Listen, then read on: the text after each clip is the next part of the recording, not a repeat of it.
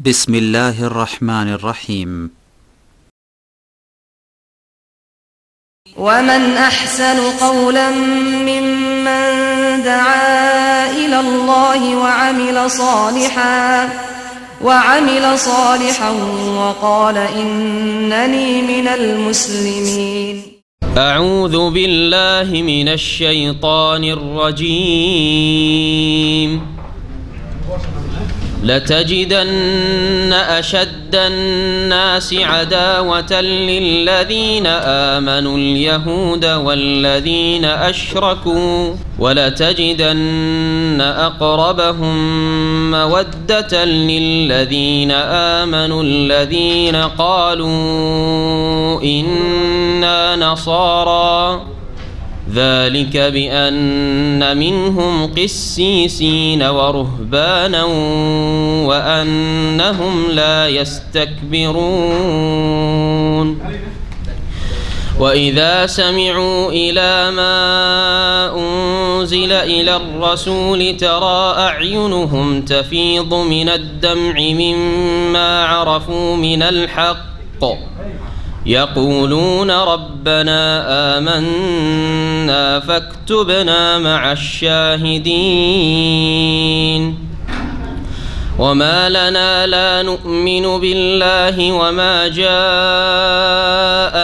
من الحق ونطمع أن يدخلنا ربنا مع القوم الصالحين فأثابهم الله بما قالوا جنات تجري من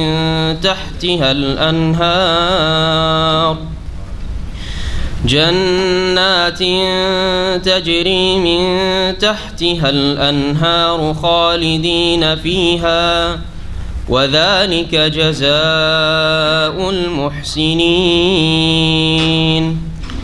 والذين كفروا وكذبوا بآياتنا أولئك أصحاب الجحيم. والذين كفروا وكذبوا بآياتنا أولئك أصحاب الجحيم. يا أيها الذين آمنوا لا تحرموا طيبات ما أحل الله لكم ولا تعتدوا إن الله لا يحب المعتدين. وكلوا مما رزقكم الله حلالا طيبا واتقوا الله الذي أنتم به مؤمنون. السلام عليكم ورحمة الله وبركاته. بسم الله الرحمن الرحيم. الحمد لله رب العالمين والصلاة والسلام على سيد المرسلين نبينا محمد وعلى آله وصحبه أجمعين. أما بعد فأعوذ بالله من الشيطان الرجيم.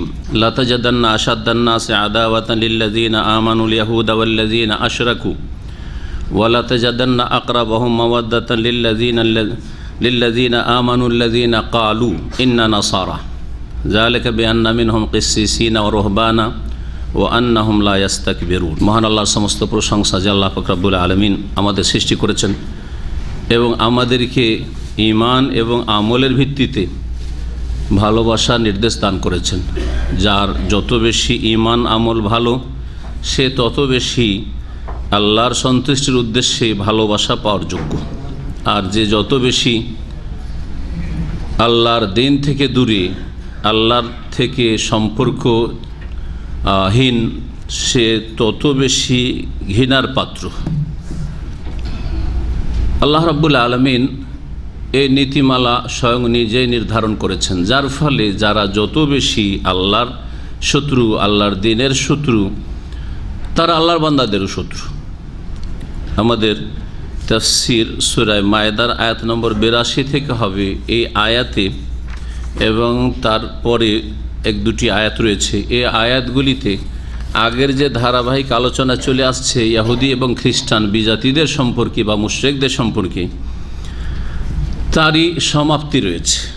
মহান আল্লাহ ইরশাদ করছেন, লা তাজিদান্না আশাদ্দান নাসি আদাওয়াতান লিল্লাযীনা আমানুল ইয়াহুদা ওয়াল্লাযীনা আশরাকু। অবশ্যই অবশ্যই তুমি পাবে হে নবী মুহাম্মদ সাল্লাল্লাহু আলাইহি ওয়াসাল্লাম, মানুষদের মধ্য থেকে সবচেয়ে বেশি শত্রুপরায়ণ বা শত্রুতাপরায়ণ, সবচাইতে বড় শত্রু বা সবচাইতে বেশি শত্রুতাপরায়ণ পাবে কারাকে? আল ইয়াহুদা, ইয়াহুদিদেরকে, ওয়াল্লাযীনা আশরাকু, আর যারা শিরিক করে মুশরিক তাদেরকে। মুমিন মুসলিমদের জন্য সবচাইতে বড় শত্রু পৃথিবীতে ইহুদিরা এক নম্বরে, তারপরেই হচ্ছে মুশরিক বহুত্ববাদীরা, যে কোনো মুশরিক হোক না কেন, যে কোনো মুশরিক হোক না কেন। আর এর বাস্তব প্রমাণ দেখতে পাচ্ছেন প্যালেস্টাইনে এবং বার্মাতে বিশেষ করে। যদিও পৃথিবীর যে কোনো জায়গায় মুশরিক আর ইহুদিরা জুলম অত্যাচার করছে মুসলিমদের ওপর, তার মধ্যে বিশেষভাবে বর্তমান যুগে লক্ষণীয় ইসরায়েলে প্যালেস্টাইনে মুসলিমদের ওপর জুলম অত্যাচার সীমা ছড়িয়ে গিয়েছে ইহুদিদের। আর বার্মায় বুদ্ধিস্ট মুশরিকদের, পত্তলিকদের জুলম অত্যাচার সীমা ছড়িয়ে গেছে। আল্লাহ এদেরকে ধ্বংস করেন, সর্বনাশ করেন। আল্লাহ পাক রব্বুল আলামিন এদের ওপর তাঁর নেক বান্দাদেরকে, মুজাহিদদেরকে মুসাল্লাত করেন।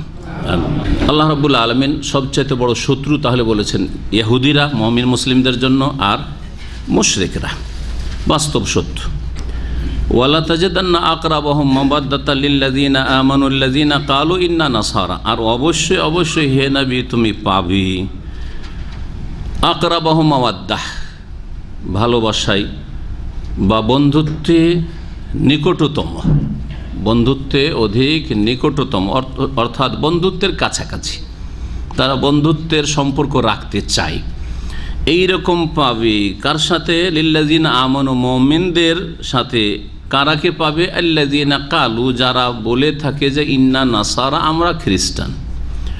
অর্থাৎ খ্রিস্টানদেরকে ইহুদিদের তুলনায়, মুশরিক বহুত্ববাদীদের তুলনায় মুসলিমদের ক্ষেত্রে বন্ধুত্বের কাছাকাছি পাবে। এ হচ্ছে আল্লাহ পাক রব্বুল আলামিনের কোরআন কারীমের কথা।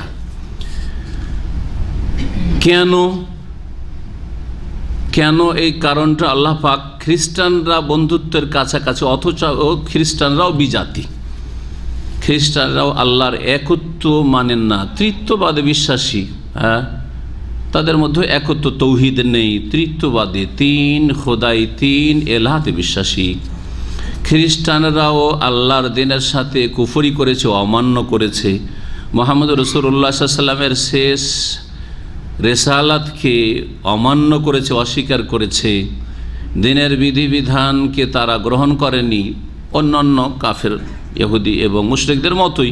কিন্তু তারা ভালোবাসার ক্ষেত্রে অথবা বন্ধুত্বের ক্ষেত্রে মুসলিমদের নিকটতম কেন আল্লাহ বলেছেন, এর তিনটি কারণ উল্লেখ করেছেন। মহান আল্লাহ বলছেন, যালিকা বিআন্না মিনহুম কিসসিসিন, কারণ তাদের মধ্যে কিছু পণ্ডিতরা রয়েছে, ধর্ম সম্পর্কে জ্ঞানীরা রয়েছে। কিসসিসের বহুবচন কিসসিসিন, মুসলিমদের যারা দিন সম্পর্কে জ্ঞানী তাদেরকে যেমন ওলামা, এক বচন হচ্ছে আলেম বলা হয়, তেমনি খ্রিস্টানদের যারা ধর্ম পণ্ডিত তাদেরকে কিসসিস বলা হয়। জি, কিসসিস বহুবচন কিসসিসিন। তাদের মধ্যে কি রয়েছে? ধর্ম সম্পর্কে, খ্রিস্টান ধর্ম সম্পর্কে জ্ঞানীরা রয়েছে, খ্রিস্টান ধর্মের পণ্ডিতরা রয়েছে।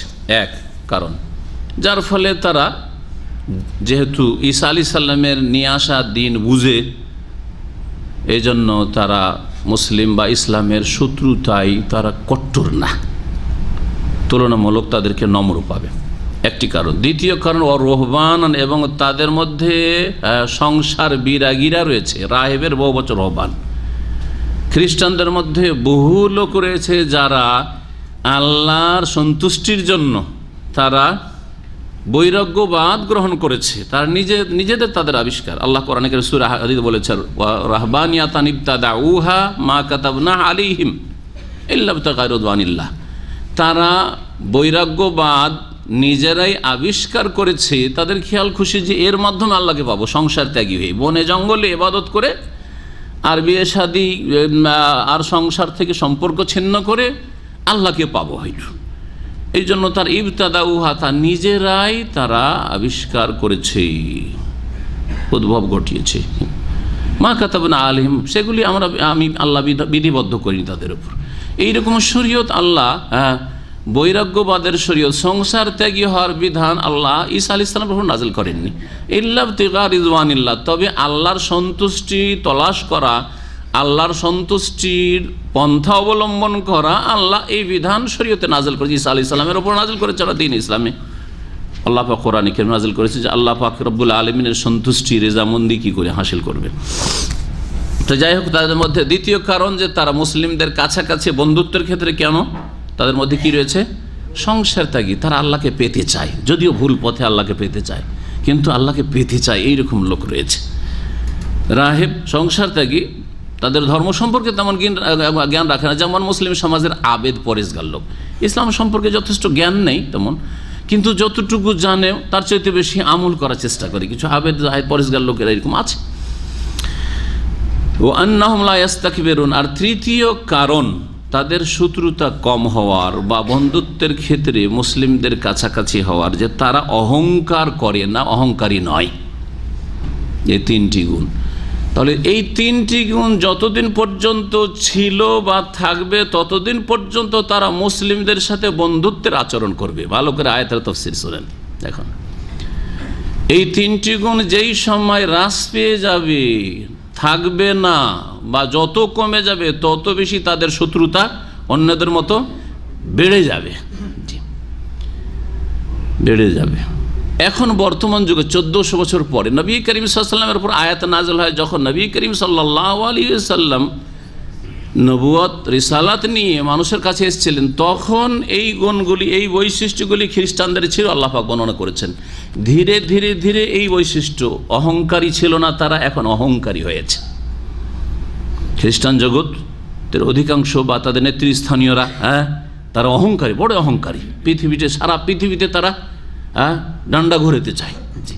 তারা পৃথিবীর ওপর প্রত্যক্ষভাবে হোক অথবা পরোক্ষভাবে তাদের শাসন চালাতে চায়, তাদের আদেশ নিষেধের বাস্তবায়ন করতে চায়। অন্য দেশেও তারা সেখানে তারা হস্তক্ষেপ করতে চায়। এগুলো অহংকার নয়? অহংকার। তারা অহংকারী হয়ে গেছে।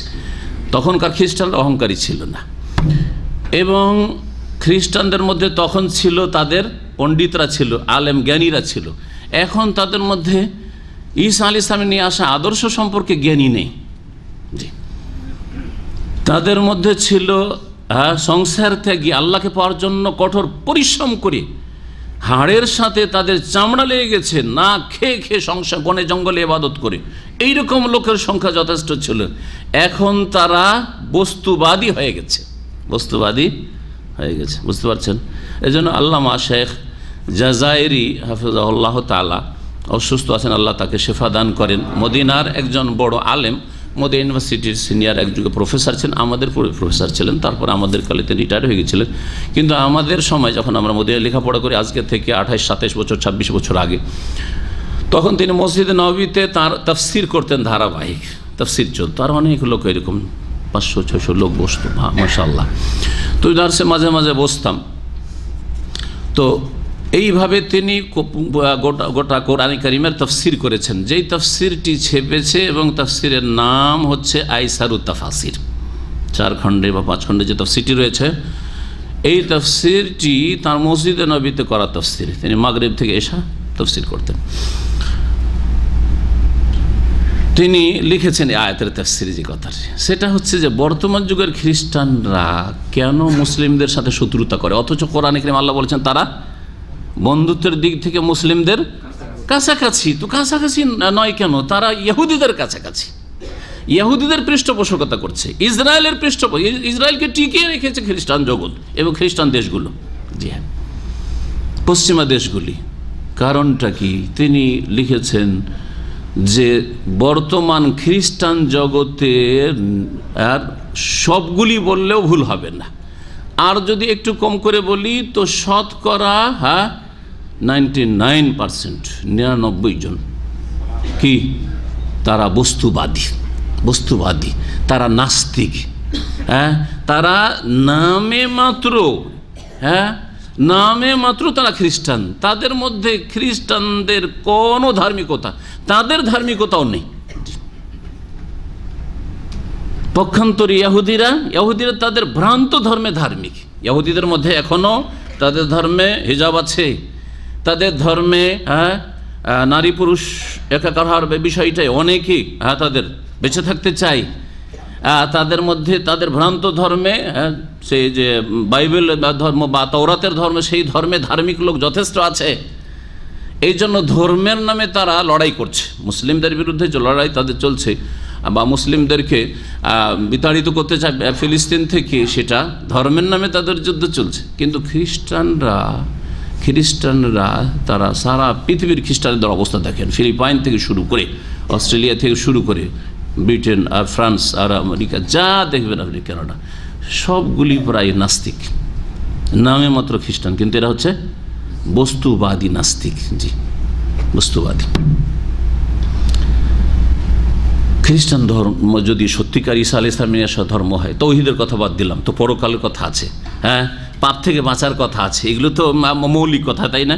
পাপ থেকে বাঁচবো, ভালো কাজ করব।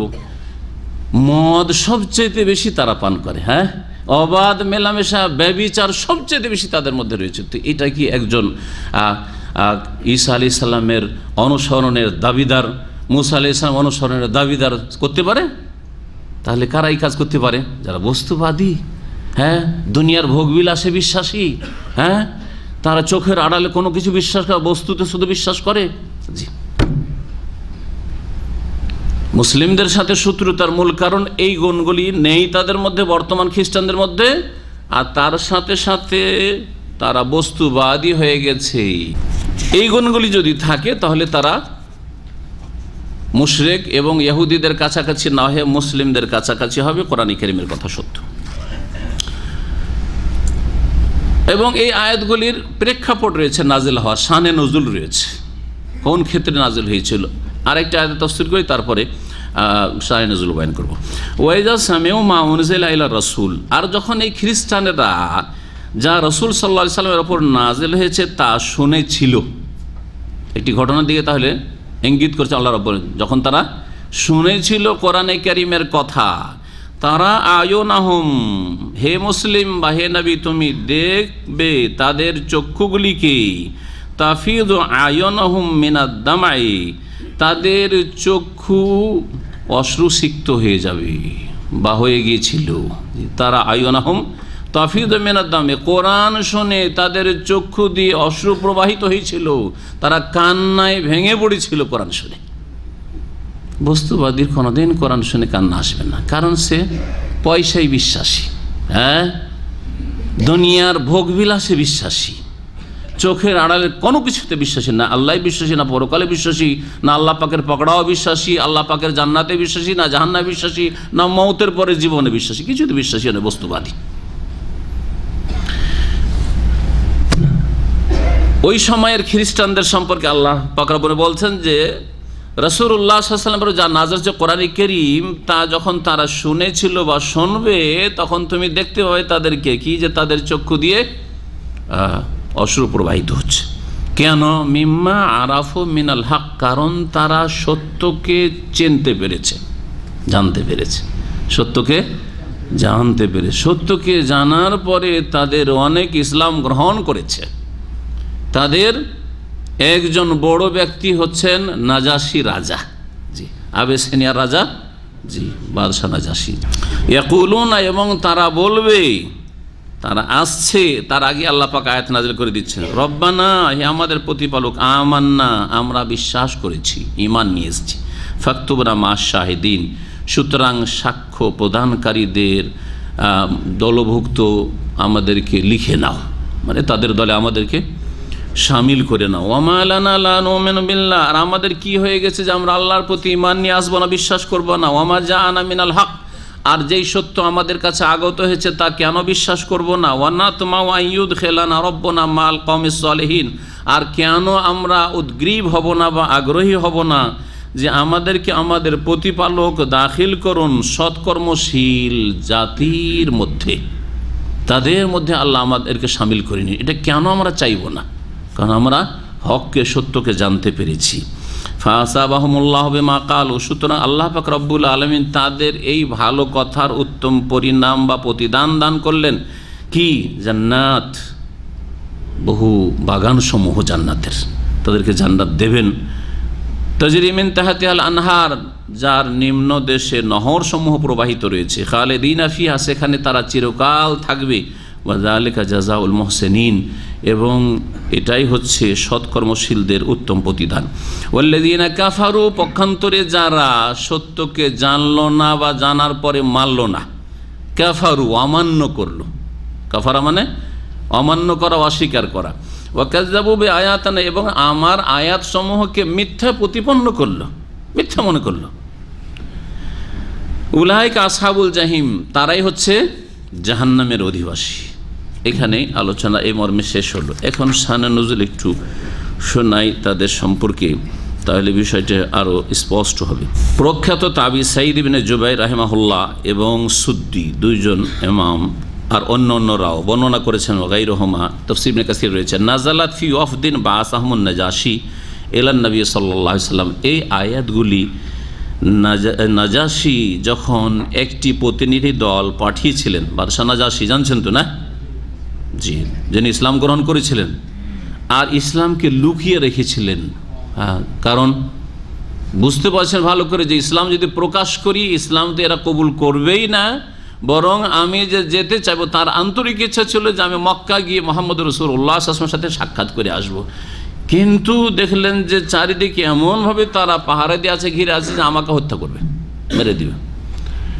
তো সেই সময় ভিতরে ইমানকে লুকিয়ে রেখে গোপনে গোপনে ইসলাম পালন করেছিলেন। তার জাতি ইসলাম কবুল করেনি সেই সময়। নাজাশী একমাত্র এমন এক ব্যক্তি যার গায়বানা জানাজা রাসূলুল্লাহ সাল্লাল্লাহু আলাইহি ওয়াসাল্লাম মদিনায় আদায় করেছিলেন। নাজাশী মারা গিয়েছিলেন কোথায়? রাদিয়াল্লাহু আনহু বলা উচিত, নাজাশীকেও রাদিয়াল্লাহু আনহু বলা উচিত, আল্লাহ তাআলা যেন রাজি হয়ে যায়। তো তিনি জান্নাতি মুমিন। খবর পেলেন ওহির মাধ্যমে রাসূলুল্লাহ সাল্লাল্লাহু আলাইহি ওয়াসাল্লাম যে আজকে নাজাশীর রাজা ইন্তেকাল করেছে আবেসিনিয়ায়, বর্তমান এরিট্রিয়া। হাবাসা দুই ভাগে ভাগ হয়েছে। হাবাসা, তখনকার হাবাসা দুই ভাগে ভাগ হয়েছে, একটা হচ্ছে ইথিওপিয়া বর্তমান, আরেকটা হচ্ছে এরিট্রিয়া। ইথিওপিয়া থেকে কেটে ছোট্ট একটি দেশ আছে। তার ইন্তেকাল রাসূলুল্লাহ সাল্লাল্লাহু আলাইহি ওয়াসাল্লাম জানতে পেরে সাহাবায়ে কেরামদেরকে নিয়ে গায়বানা জানাজা পড়েছিলেন। এইখান থেকে ওলামারা ইস্তেমাদ করেছেন, কারো কোনো মুসলিমের যদি জানাজা পড়ার লোক না থাকে, হয়নি, এমন দেশে মারা গেছে, এমন জায়গায় দাফন হয়ে গেছে, জানাজা হয়নি, তাহলে গায়বানা জানাজা পড়বেন। তারাও এই ঘটনাকে দলিল বানিয়েছেন। আর যারা বলেছেন যে যার জানাজা হয়নি তারও জানাজা গায়বানা পড়া যাবে, এবং বিশিষ্ট ব্যক্তি যার দ্বারা বড় ইসলামের খেদমত হয়েছে তারও জানাজা পড়া যাবে, তারাও এই ঘটনাকে দলিল বানিয়েছেন। কারণ এমন বিশিষ্ট ব্যক্তি নাজাশী বাদশাহ, যার মাধ্যমে ইসলামের বড় খেদমত হয়েছে। সেটা কি? সাহাবায়ে কেরাম মজলুম নির্যাতিতরা যখন হিজরত করে হাবাসায় গিয়ে আশ্রয় নিয়েছিলেন, তখন মক্কার কাফেররা প্রতিনিধি দল পাঠিয়েছিল যে ধরে নিয়ে সবগুলোকে ওখানে গিয়ে তাদের বিরুদ্ধে কম্পেন অভিযোগ করে নাজাশী সব মজলিস ডেকে সেখানে দুই পক্ষের কথা শোনার পরে বলে দিলেন যে এরা আমার কাছে আশ্রয় নিয়েছে, এদের কোনো জুলম অত্যাচার হবে না, এরা আমার দেশে বসবাস করবে, যখন ইচ্ছা যাবে আমি এদেরকে তোমাদের সাথে পাঠাবো, যাও তোমরা ভেগে যাও এখান থেকে।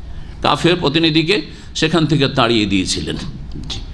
এত বড় খেদমত তার দ্বারা হয়েছিল, বড় একটু খেদমত। সুতরাং কিয়ামত পর্যন্ত কোনো একজন মুসলিম তার ইলমের দ্বারা অথবা তার ক্ষমতার দ্বারা, হয়তো শাসন ক্ষমতা তার কাছে আছে অথবা তার ইলম আছে, যার দ্বারা বড় ইসলামের খেদমত হচ্ছে, এইরকম বিশিষ্ট ব্যক্তির গায়বানা জানাজা পড়া যেতে পারে, এটাও ঠিক।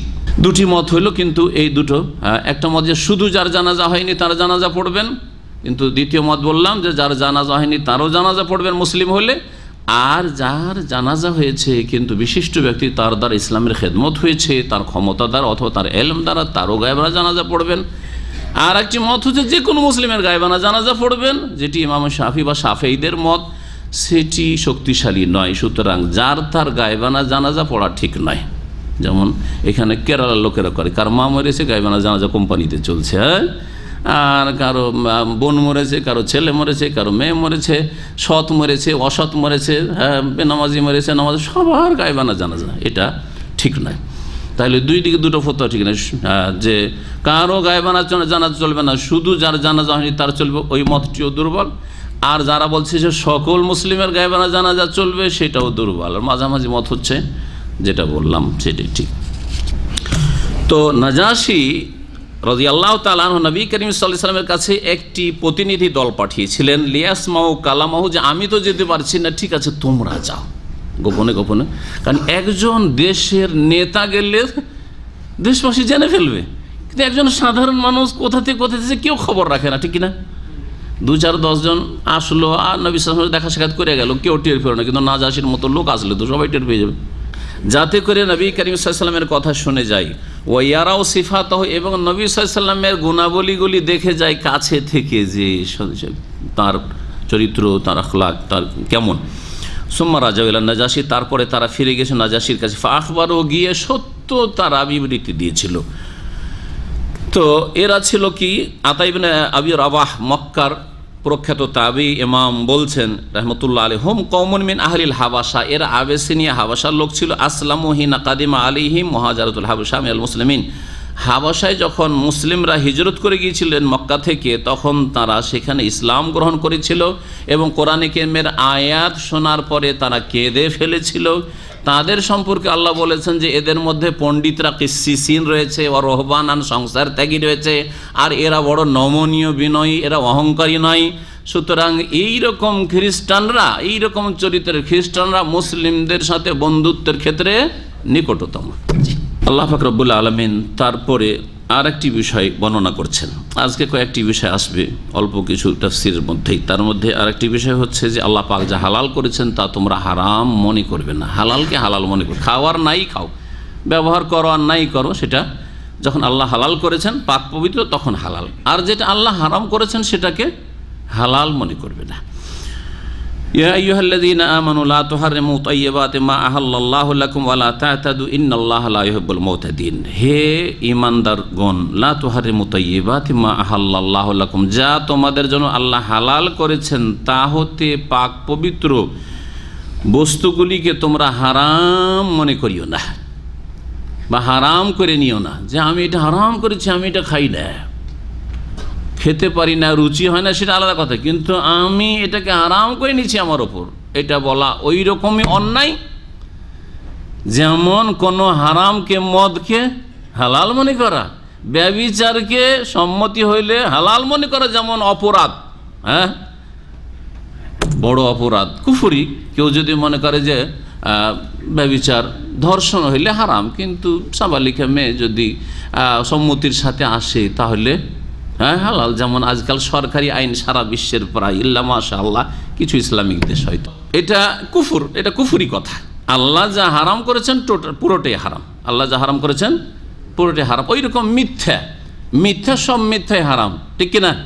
কিন্তু মিথ্যাকে আজকাল ভাগ করা হচ্ছে, একটা হচ্ছে হ্যাঁ যেটাকে বলা হচ্ছে হোয়াইট, সাদা মিথ্যা, হ্যাঁ সাদা মিথ্যা, আরেকটা হচ্ছে কালো মিথ্যা। জি, তো এই মিথ্যা আর রং নেই, সব সে মিথ্যা আপনি সোজা করে বললেন, সে ডাহা মিথ্যা কথা বলেন, অথবা ঘুরিয়ে পেঁচিয়ে মিথ্যা কথা বলেন, সব মিথ্যাই নাজায়েজ হারাম। আল্লাহ রাব্বুল আলামিন বলছেন যে হে মুমিন সকল, তোমরা তোমাদের জন্য আল্লাহ পাক যা হালাল করেছেন তা হতে যেসব তাইয়্যিবাত, পাক পবিত্র। তাইয়্যিবাত কোনগুলি? যেগুলি রুচিকর জিনিস, নোংরা ঘৃণিত নয়, আল্লাহর কাছেও সেগুলো খাবাইস না। তাইয়্যিবাতের বিপরীত হচ্ছে খাবাইস, তাইয়্যিবের বিপরীত হচ্ছে খাবিস। খাবিস এক বচন, যেমন তাইয়্যিব এক বচন। তাইয়্যিবের বহু বচন হচ্ছে তাইয়্যিবাত, আর খাবিসের বহু বচন হচ্ছে খাবাইস।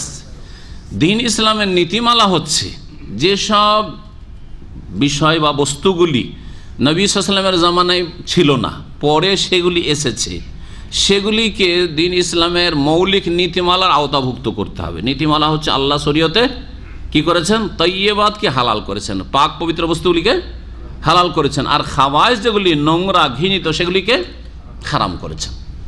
এখন নবী করিম সাল্লাল্লাহু আলাইহি ওয়াসাল্লামের জামানায় বিড়ি, সিগারেট ছিল না, জর্দা, তামাক ছিল না, তাইয়্যিবাত না খাবাইস?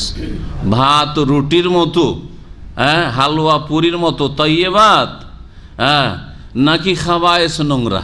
আল্লাহর কাছে সেটা পছন্দনীয়, হ্যাঁ, রাসূলের কাছে পছন্দনীয়। দিনের যে মৌলিক নীতিমালা আছে তাতে কি সেটা ভালো জিনিস? বা এমনিও সুস্থ মস্তিষ্কে একজন বিড়িখোরকে বাদ দেন, একজন সিগারেট খোরকে বাদ দেন, জর্দা খোরকে বাদ দেন, একজন সুস্থ মানুষকে হঠাৎ করে জর্দা দিয়ে একটা পান দিয়ে দেন, কি অবস্থা হয়? ভালো জিনিস? হ্যাঁ, বিড়ি সিগারেট যারা খাচ্ছেন মুসলিম, যদি সামান্য কিছু আল্লাহর ভয়তে নাস্তিক বেদিন মুনাফিক না হয়, যদি সামান্য কিছু ভয় থাকে, ওকে যদি বলা হয় যে মসজিদে বসে একটা তোকে সিগারেট টানতে হবে, টানবে? কিন্তু যদি বলে বাথরুমে টানতে, বলছি একটা না, এক প্যাকেট টেনে নেবো, কত টাকা দিবি? ঠিক না? তাহলে বোঝা গেল যে খবিস জায়গায় যখন টানতে সাহস করছে, তাহলে বোঝা গেল খাবায়েস, খাবায়েস। জি হ্যাঁ। তারপরে বলবেন যে মাকরু, এই সব মোল্লাদের পিছনে পিছনে ছুটবেন যারা বলে মাকরু, জর্দা মাকরু, তামাক মাকরু, হ্যাঁ, বিড়ি সিগারেট মাকরু, না, হারাম, খাবায়েস হারাম। সূরা আরাফে তাফসীর করেছি সে আয়াতের। নবী সাল্লাল্লাহু আলাইহি ওয়াসাল্লামকে প্রেরণের উদ্দেশ্য, হ্যাঁ, তিনি কি কাজে এসেছিলেন? ইউহিল্লু লাহুমুত তাইয়্যিবাতু ওয়া ইউহাররিমু আলাইহিমুল খাবায়েস। এটা হচ্ছে দ্বীনের মৌলিক নীতিমালা, কায়দায়ে কুল্লিয়া, যে রাসূলুল্লাহ সাল্লাল্লাহু আলাইহি ওয়াসাল্লাম তাইয়্যিবাত পাক পবিত্রগুলিকে হালাল করতেন তাদের জন্য, মানব জাতির জন্য। ওয়া ইউহাররিমু আলাইহিমুল খাবায়েস, আর নোংরা ঘৃণিত বস্তুগুলিকে তিনি হারাম করতেন, হারাম ঘোষণা করতেন আল্লাহর পক্ষ থেকে। এটি ছিল রাসূলের কাজ। তো আল্লাহ রাব্বুল আলামিন বলছেন যে যেসব পাক পবিত্র বস্তু তোমাদের জন্য আল্লাহ হালাল করেছেন সেগুলিকে হারাম মনে করিও না, হারাম মনে করিও না। ওয়ালা তাতাদু, আর সীমা লঙ্ঘন করিও না। কথাই সীমা লঙ্ঘন করবেন না। আপনি খান না সেজন্য হারাম বলে দিবেন, আপনার রুচি হয় না সেজন্য হারাম বা সমালোচনা করবেন না, করিয়েন না। এইরকমই একটা সীমা লঙ্ঘন এইটা কথার ক্ষেত্রে। আর একটি সীমা লঙ্ঘন হচ্ছে যে যেটা হারাম সেটাকে আবার হালাল মনে করিয়েন না। এইরকমই সীমা লঙ্ঘন হচ্ছে যেটা হালাল ওটাকে হারাম মনে করেন। সীমা লঙ্ঘন দুই দিকে হইতে পারে। তো সীমা লঙ্ঘনের অর্থটি এক কথায় আল্লাহ রাব্বুল আলামিনের যে হুদুদ রয়েছে, সীমানা রয়েছে আল্লাহর দ্বীনের, সেটাকে অতিক্রম করা, সে ঘাটতি করে হোক অথবা বাড়তি করে হোক, কম করে হোক অথবা বাড়িয়ে দিয়ে হোক, সেটা হচ্ছে এতেদা, সীমা লঙ্ঘন করা। সীমা লঙ্ঘন হারাম, যে কোনো ক্ষেত্রে সীমা লঙ্ঘন হারাম। আকীদার ক্ষেত্রে সীমা লঙ্ঘন হারাম, ইবাদতে সীমা লঙ্ঘন হারাম, আখলাক চরিত্রের ক্ষেত্রে সীমা লঙ্ঘন হারাম। ভালো চরিত্র দেখাতে গিয়ে বাপের সালাম, মুসাফা আর কপালে মাথায় চুমা না দিয়ে কদম বুসি পায়ে চুমা দিলেন, সীমা লঙ্ঘন। এটা আখলাক চরিত্রকে, উত্তম চরিত্র দেখাতে গিয়ে শ্বশুরের পায়ে চুমা দিলেন, কদম বুসি করলেন। পায়ের ধুলি হিন্দুরা নাই, আপনারা কদম বুসি করেন, সীমা লঙ্ঘন। ইবাদতের ক্ষেত্রে সীমা লঙ্ঘন, ইবাদতের ক্ষেত্রে সীমা লঙ্ঘন আছে। নিয়ত পড়া সীমা লঙ্ঘন, জায়নামাজের দোয়া পড়া সীমা লঙ্ঘন, হ্যাঁ, ইখতাদাইতু বিহাযাল ইমাম উচ্চারণ করা এইসবে সীমা লঙ্ঘন। সম্মিলিত মোনাজাতে সালাম ফেরার পরে একসাথে সীমা লঙ্ঘন। হ্যাঁ, নামাজ 4 রাকাত ফরজ, জোহরে 5 রাকাত পড়া সীমা লঙ্ঘন, যেমন 3 রাকাত পড়া সীমা লঙ্ঘন। মাগরিবে 3 রাকাত আছে, 4 রাকাত পড়া সীমা লঙ্ঘন। ফজরে 2 রাকাত আছে, আমি বেশি করে পড়বো, 4 রাকাত পড়বো, সীমা লঙ্ঘন, ঠিক না? ইবাদতের ক্ষেত্রে সীমা, আকীদায় সীমা লঙ্ঘন। আল্লাহ রাব্বুল আলামিন তার আরশে, আসমান, জমিন সবকিছু, সমস্ত মাখলুকাতের ওপর তিনি আলা, সর্বোচ্চ। তার একটি গুণ হচ্ছে আলা, তিনি সবকিছুর ঊর্ধ্বে তিনি, এবং তিনি আরশে সমুন্নত। আল্লাহ সর্বত্র বিরাজমান, সীমালঙ্ঘন, এতেদা জুলম, সীমালঙ্ঘন আল্লাহর ক্ষেত্রে। আল্লাহ রাব্বুল আলামিনের কাছে দোয়া কবুলিয়াতের জন্য পীর বুজরুগান মাশায়েখের ওসিলা ধরতে হয় ব্যক্তির, সীমালঙ্ঘন। আল্লাহ বলছে ফাইন্নী করিব। এইরকমই আল্লাহ রাব্বুল আলামিনের কাছে আরোগ্য চাওয়া হচ্ছে শরীয়ত। আল্লাহ রাব্বুল আলামিনের কোরআনে কারীমের আয়াত দিয়ে বা রাসূলুল্লাহ সাল্লাল্লাহু আলাইহি ওয়াসাল্লামের হাদিসের দুয়া দিয়ে দম করা রোগীকে হচ্ছে শরীয়ত। কিন্তু কোনো দুয়া লিখে অথবা কোরআন আয়াত লিখে বা কোরআন আয়াতের নকশা বানিয়ে তাবিজ বানানো হচ্ছে সীমালঙ্ঘন। ওয়ালা তাতাদু, সীমালঙ্ঘন করিও না। কোরআনে কারীমে এই শব্দটি বহুবার আসবে, এই জন্য ব্যাপক একটা তাফসীর করলাম। আকীদায় সীমা লঙ্ঘনকারী রয়েছে, ইবাদত বন্দেগীর ক্ষেত্রে সীমা লঙ্ঘনকারী রয়েছে। যারা 5 ওয়াক্তের জায়গায় 4 ওয়াক্ত পড়ে, 3 ওয়াক্ত পড়ে, এইদিকে সীমা লঙ্ঘন, ঘাটতি করে সীমা লঙ্ঘন করে। যারা নামাজকে এমনভাবে নিজের দেশীয় নামাজ বানিয়েছে যে এর সাথে 17 বাধ্যতামূলক করে রেখেছে, সীমা লঙ্ঘন। একজন মানুষকে শিখায়নি যে 4 হচ্ছে ফরজ, 2 হচ্ছে সুন্নাতে রাতেবা, আর 1 রাকাত মিনিমাম বেতর যথেষ্ট, এর সাথে 7 রাকাত যথেষ্ট বাবা, কাজকর্ম থাকলে চলে যাও তুমি। আপনার দেশের জনগণ, ভারত, বাংলাদেশ, পাকিস্তানের জনগণ, সাধারণ মানুষের মগজে বসে আছে এশা মানে 17 রাকাত, ঠিক কিনা? এশা মানে 17 রাকাত। ও জানে না যে ফরজ না পড়লে মুসলিম থাকলাম না, ও জানে যে যেমন ফরজ তেমন নফল, তেমন সুন্নাত তেমন বেতর, সবগুলি একই গিয়ারের। হ্যাঁ, যার ফলে আমাকে একজন এমবিবিএস ডাক্তার, ও বহুবার এই ঘটনা বয়ান করেছি, হ্যাঁ, আপনাদের শুধু চোখ খোলানোর জন্য, যে কত বেনামাজি হয়ে আছে এই সীমা লঙ্ঘনের কারণে, কত বেনামাজি হয়ে আছে সীমা লঙ্ঘন কারণে। ওই ডাক্তার পরে জানতে পেরে বড় আক্ষেপ করেছে, বলছে বহুদিন আমি এশার নামাজ পড়তাম না। বলছি কেন? সারাদিন ডিউটি করে আসি চেম্বারে, তারপরে ক্লান্ত থাকি, আর আমাদেরকে মোল্লারা শিখিয়েছে যে 17 রাকাত নামাজ আমি পারবো না, তাই এক রাকাতও পড়তাম না, তাই এক রাকাতও পড়তাম না। কিন্তু ওই ডাক্তারকে যদি ইসলাম শিখা হইতো কোরআনে কারীম থেকে, রসুলের হাদিস থেকে, সহিহ উৎস থেকে, আসল যে ওহী দিয়ে যদি ইসলাম শিখানো হইতো, 4 রাকাত না পড়লে তুমি মুসলিম থাকছো না, 2 রাকাত পড়ো তোমার নেকি বাড়লো, বেতরটা আরও তাকিদ রয়েছে সুন্নাতের চাইতে বেশি, ফরজের পরে বেতরের গুরুত্ব রয়েছে, সুতরাং বেতরটাও যথাসাধ্য পড়বে, ছাড়বে না। কিন্তু ছেড়ে দিলে বড় কাবিরা গুনাহ হয়ে যাবে এমনও বলা যাবে না, কিন্তু ছাড়বেন না, অহরহ ছাড়বেন না, হ্যাঁ, ইচ্ছা করে ছাড়বেন না। এতটুকু বুঝিয়ে দেওয়ার পরে এখন টাইম আছে, আপনি সারা রাত নামাজ পড়তে থাকেন। 17 কেন? হ্যাঁ, 2017 পড়েন, 17 না পড়ে 2017 রাকাত পড়েন, পড়তে থাকেন সারা রাত,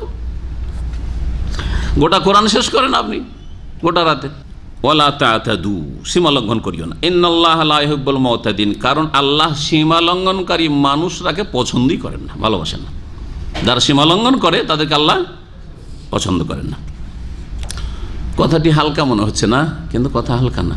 আল্লাহ যেমন সীমা লঙ্ঘনকারীকে পছন্দ করেন, তেমন আল্লাহ বলেছেন ইন্নাহু লা ইউহিব্বুল মুস্তাকবির, অহংকারীকে আল্লাহ পছন্দ করেন না। ইন্নাল্লাহা লা ইউহিব্বু মান কানা মুখতালান ফাখুরা, অহংকারী দাম্ভিককে আল্লাহ ভালোবাসেন না। তো দাম্ভিক কারণ ছিল, ভালোবাসেন না, তাই আল্লাহ ধ্বংস করেছেন। এই কথাটি মার্জিত ভাষায় আছে, সেজন্য মনে হচ্ছে ভালোবাসেন না, খুব একটা ব্যাপার না কিছু, হ্যাঁ, না বড় ব্যাপার। আল্লাহ ভালোবাসেন না মানে আল্লাহর ক্রোধ হয়, আল্লাহর রাগ হয়, আল্লাহর গজব হয়, আল্লাহর অভিশাপ হয়।